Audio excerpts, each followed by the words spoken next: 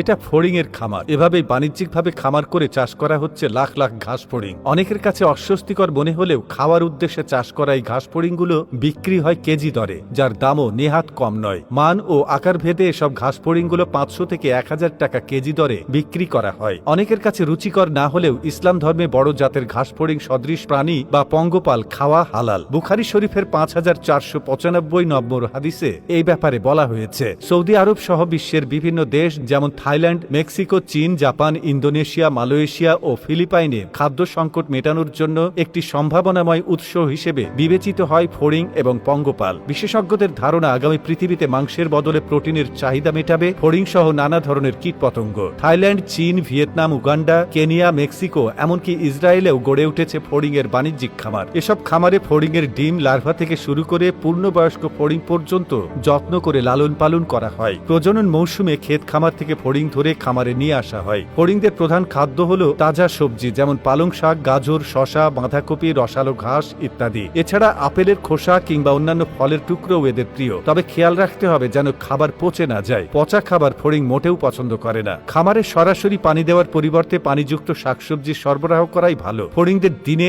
1 থেকে 2 বার খাদ্য দেওয়া উচিত। এদের খাবারের অভাব হলে এরা অস্বাভাবিক আচরণ শুরু করে। সাধারণত মাত্র 40 থেকে 90 দিনের মধ্যে ডিম থেকে ঘাস ফড়িং পূর্ণাঙ্গ আকার ধারণ করে। একটি পূর্ণাঙ্গ ঘাস ফড়িং এর দেহে প্রায় 70% প্রোটিন থাকে, যা মাংসের বিকল্প হিসেবে খাওয়া সম্ভব। খামারিরা পূর্ণাঙ্গ ফড়িং স্থানীয় বাজার এবং বিশ্বের বিভিন্ন দেশে শুকনো অথবা হিমায়িত করে রপ্তানি করে। বাংলাদেশের ফুটপাতে যেমন সিঙ্গাড়া, সমোচা ইত্যাদি পাওয়া যায়, ঠিক তেমনি পূর্ব এশীয় বেশ কিছু দেশের ফুটপাতে মুখরোচক খাবার হিসেবে ফড়িং এবং পঙ্গপাল ভেজে বা রোস্ট করে হালকা নাস্তা হিসেবে বিক্রি করা হয়। দক্ষিণ এশিয়ার কিছু অঞ্চলে মশলা ও টমেটো ব্যবহার করে সুস্বাদু ফড়িং এর তরকারিও রান্না করা হয়। ফড়িং শুকিয়ে ভেজে পটেটো চিপসের মতো স্ন্যাক্স হিসেবেও খাওয়া যায়। ফড়িং ও পঙ্গপাল দিয়ে কাবাবও তৈরি করা যায়। ফড়িং, ঘাস ফড়িং, পঙ্গপাল বর্তমানে নিয়মিত চাষ হচ্ছে শক্তিশালী প্রোটিনের উৎস হিসেবে। শুধু মানুষ নয়, পশু, পোল্ট্রি ও মাছের খাদ্য হিসেবেও ব্যবহার করা হয় ঘাস ফড়িং কিংবা অন্যান্য কীট পতঙ্গ। এগুলো চাষের সময় খরচ এবং স্থানের প্রয়োজন হয় অনেক কম। একটি পূর্ণাঙ্গ ঘাস ফড়িং এর প্রায় 70% প্রোটিন থাকে, যা